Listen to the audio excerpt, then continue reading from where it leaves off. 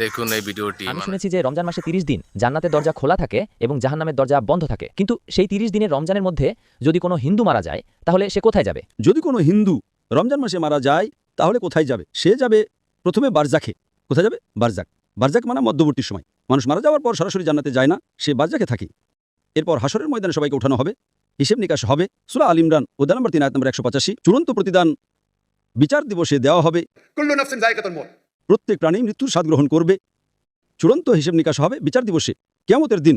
আর যে ব্যক্তি জাহান্নামের আগুন থেকে বেঁচে যাবে এবং জান্নাতে যাবে, সেই এই দুনিয়াতে সফলতা লাভ করবে। এটি কোরআনের আয়াত। চূড়ান্ত হিসেব নিকাশ কবে হবে? বিচার দিবসে, এখানে নয়। তো রমজানে যদি জাহান্নাম বন্ধ থাকে, সে যাবে বারজাকে। রমজানের পর তো জাহান্নাম খুলবেই, তাই না? রমজানের পর তো দরজা খুলবেই, তাই না?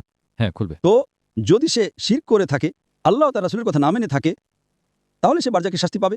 জান্নাতের দরজা খোলা থাকবে, জাহান্নামের দরজাও খুলে যাবে। খুলে গেলে যখন সময় আসবে তখন সে জাহান্নামে যাবে। একদম। আশা করি উত্তরটা পেয়েছেন।